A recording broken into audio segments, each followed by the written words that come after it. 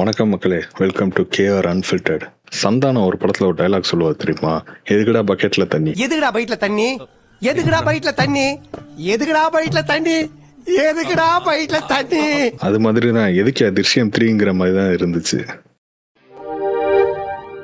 படத்தில் actors acting பற்றிலாம் நான் சொல்லணுங்கிற அவசியமே இல்லை. பிகாஸ் எல்லாரும் எவ்வளோ டேலண்டட் ஆக்டர்ஸ்னு. ஸோ ஸ்ட்ரைட்டாக நம்ம படத்தோட கதைக்குள்ளே போயிடலாம். நம்ம ஜார்ஜ் குட்டி அவரோட ரியல் லைஃப்பில் நடந்த விஷயத்தையே ஒரு படமாக ப்ரொடியூஸ் பண்ணி கெத்தாக வாழ்ந்துக்கிட்டு இருக்காரு.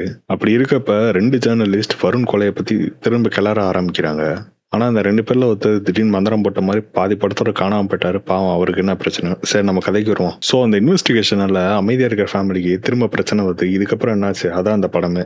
படத்தோட ஃபர்ஸ்ட் ஹாஃப் லேகாக இருக்குது, ஸ்லோவாக இருக்குன்னு சொல்லி நிறைய பேர் இன்டர்வல்லையும் படம் முடிஞ்சு போகும்போது பேசிகிட்டு இருக்கா. நான் கேட்டேன், படத்தோட ஃபர்ஸ்ட் ஹாஃப் லாகா இருக்கு, ஸ்லோவா இருக்கு. ஆனால் இந்த டைரக்டரே அந்த படத்தை ஒரு த்ரில்லர் மாதிரி இருக்காது, ஃபேமிலி சைக்கிக் அண்ட் ட்ராமா தான் மெயின் ஃபோக்கஸாக இருக்குன்னு சொல்லியிருந்தாரு. ஸ்லோ பேர்னாக இருக்கிறது ஓகே தான், பட் ஆனால் கதை நகரவே மாட்டேங்குது, ஒரே இடத்துல இருக்கே.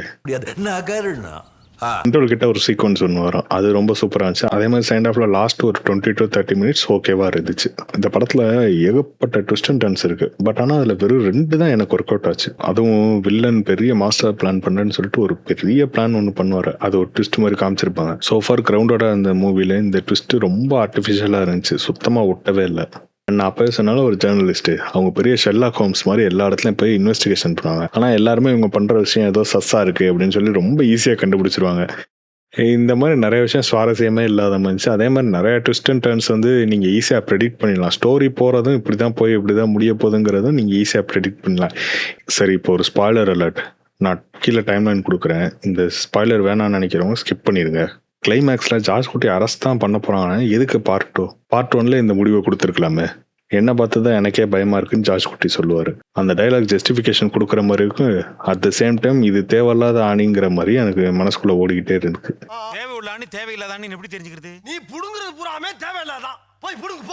டோட்டலாக பார்த்தா தங்க முட்டை வாத்து வயிறை கிழிச்சு முட்டையை தேடுற மாதிரி ஆயிடுச்சு. அப்புறம் ஒரு முக்கியமான விஷயம், போன 2 படங்கள் அந்த மாதிரி இந்த படத்தில் போலீஸ் புட்டாலிட்டிலாம் இல்லை. ஏன்னா இந்த வாட்டி ஜார்ஜ் குட்டி அந்த வேலையை கையில் எடுத்து அடி வெளுத்துடுறாரு. யாருன்னு கேட்குறீங்களா? அவரோட மகளை தான். ஃபைனலாக என்ன சொல்ல வரேன்னா, ஒரு நல்ல பிரியாணி சாப்பிட்டு முடிச்சுட்டு அதே இலையில் உப்புமா வச்சு கொடுத்தா உங்களுக்கு எப்படி இருக்கும்? நீங்கள் திருஷ்யம் 2 கிளைமேக்ஸ் பார்த்துட்டு மிரண்டு போயிருந்தீங்கன்னா அந்த ஃபீலோட அப்படியே இருந்துங்க. நன்றி, வணக்கம்.